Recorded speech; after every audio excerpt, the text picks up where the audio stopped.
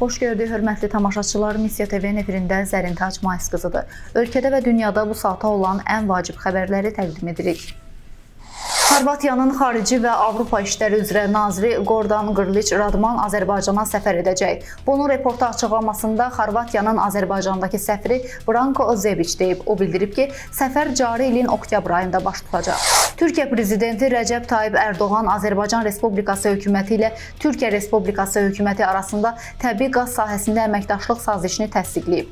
Sazişin təsdiqi ilə bağlı məlumat rəsmi qəzetədə yayımlanıb. Qeyd edək ki, 2024-cü il mayın 14-də İstanbul şəhərində imzalanmış saziş 8 iyul 2024-cü ildə Azərbaycan prezidenti İlham Əliyev tərəfindən təsdiq olunub.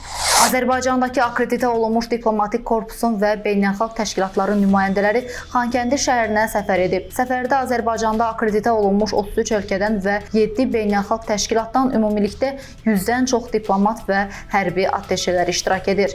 Səfərdə məqsəd xarici diplomatları Xankəndi şəhərində həyata keçirilən bərpa yenidən qurma işləri və Qarabağ Universitetində tələbələr üçün yaradılan şəraitlə yaxından tanış etməkdir. Bununla yanaşı Azərbaycan prezidentinin köməkçisi, prezident administrasiyasının xarici siyasət məsələləri şöbəsinin müdiri Hikmət Hacıyev X hesabında sözügedən səfərdən görüntülər paylaşıb. O qeyd edib ki, Xankəndinin azad edilməsi ilə Azərbaycan öz ərazi bütövlüyünü və suverenliyini tam bərpa edib. Türkiyə Ermənistanla Azərbaycan arasında problemlərin həll edilməsini və sülh sazişinin imzalanmasını gözləyir.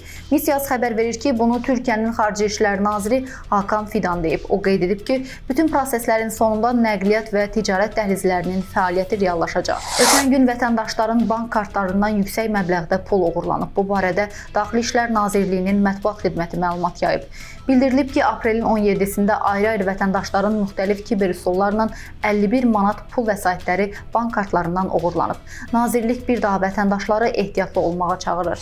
İrana hücumu dayandırmamışam, sadəcə olaraq hücuma tələsmirəm. Bu barədə ABŞ prezidenti Donald Trump jurnalistlərə müsahibəsi zamanı İsrailin İranın nüvə obyektlərinə hücumuna qarşı çıxdığı iddiasını şərh edərkən məlumat yayıb. Düşünürəm ki, İran danışmaq istəyir. Ümid edirəm ki, onlar bizimlə danışmaq niyyətindədir. Mən İranın inkişafını istəyirəm. Heç kimə zərər verəcək bir şey etmək istəmirəm, amma İranın nüvə silahı olmamalıdır. Biz onların sənayesini və ya torpaqlarını əlindən almaq istəmirik. Sadəcə onların nüvə silahına malik olmasını istəmirik deyə siyasətçi vurğulayıb. Fövqəladə Hallar Nazirliyinin qüvvələri intensiv yağışlarla əlaqədar yaranmış fəsadların aradan qaldırılması istiqamətində tədbirləri davam etdirir. Bu barədə Fövqəladə Hallar Nazirliyindən məlumat yayılıb.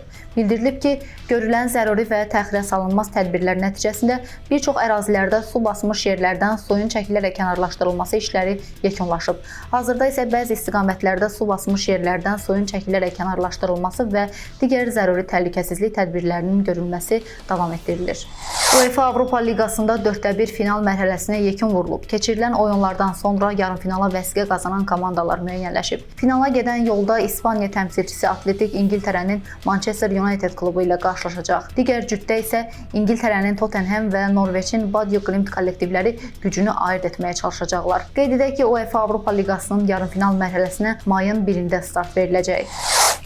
Belə hörmətli tamaşaçılar, ən vacib xəbərləri diqqətinizə çatdırdıq. Siz isə YouTube kanalımıza abunə olmağı unutmayın ki, videolarımızı operativ şəkildə izləyə biləsiniz. Sağ olun, salamat qalın.